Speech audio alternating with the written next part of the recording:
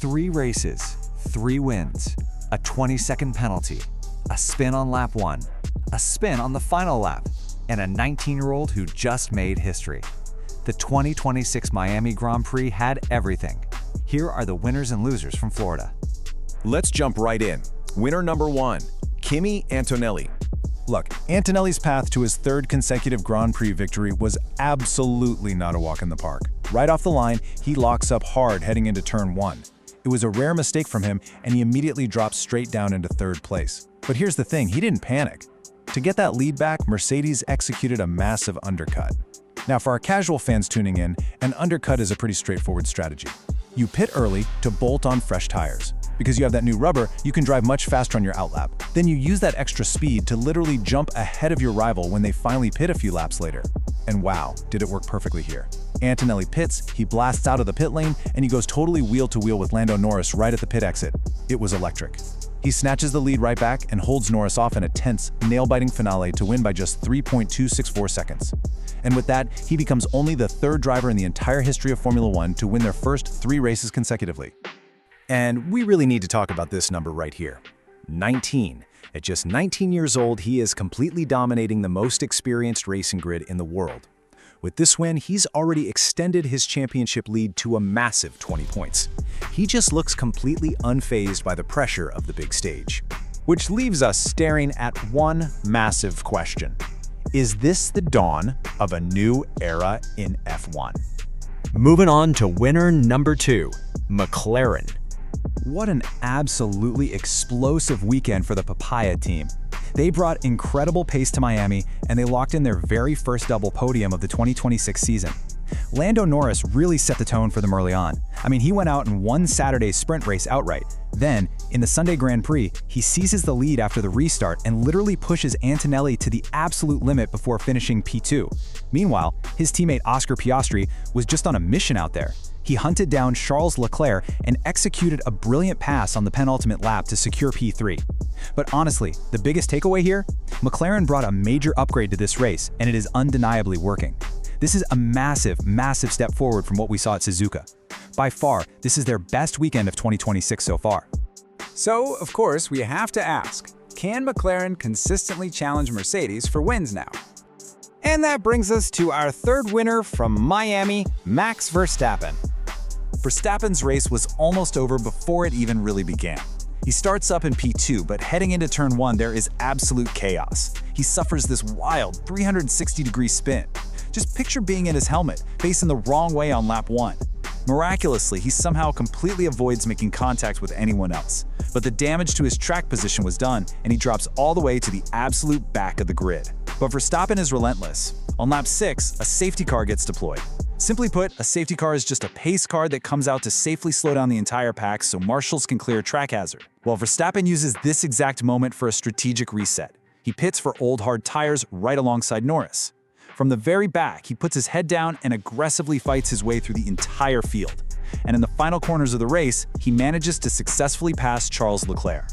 He crosses the line in 5th place, and the Miami crowd, they absolutely loved it, voting him driver of the day for that incredible recovery drive.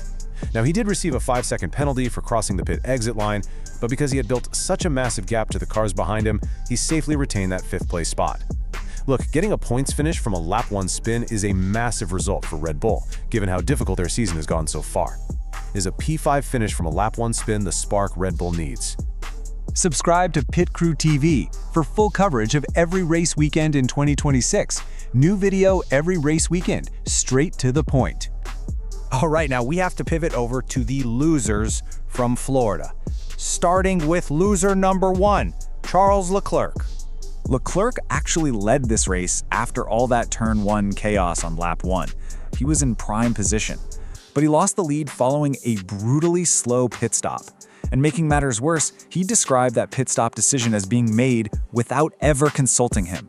Just look at this quote. This is Leclerc's exact team radio message. "The next time you make a decision, please talk to me. I am here too." You can just hear the pure frustration there. It highlights a really significant breakdown in communication happening inside the team.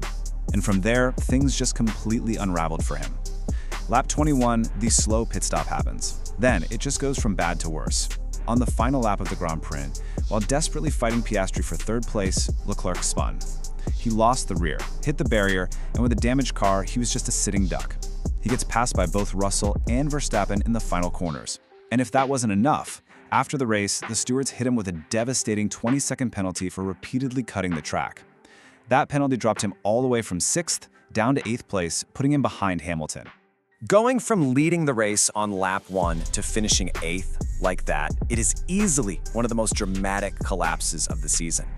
How does a driver recover mentally from a collapse this dramatic? Which leads us directly into loser number 2, Ferrari's strategy. Think about how frustrating this has to be for the garage.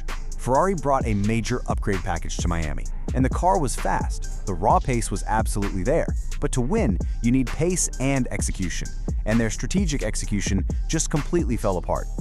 This led to some wild, contrasting fortunes inside the exact same team. On one hand, you have Leclerc, who lost a very likely podium through a strategic error. But on the other hand, look at his teammate, Lewis Hamilton, driving exclusively in Ferrari Red this season, quietly stayed completely out of trouble. Hamilton quietly secured 6th place, which is actually the best result of his Ferrari career in 2026 so far. Two drivers, two very, very different days. They have the speed, but the execution just wasn't there on the pit wall. Will operational errors cost Ferrari their shot at the Constructors' title?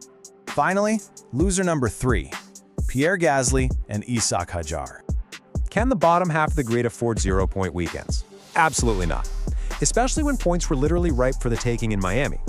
2 completely separate first-lap incidents ruined both of their races before they even really got going. Hadjar crashed independently into the wall. Meanwhile, Gasly suffered a really heavy accident with Liam Lawson. What happened there was Lawson experienced sudden gearbox failure.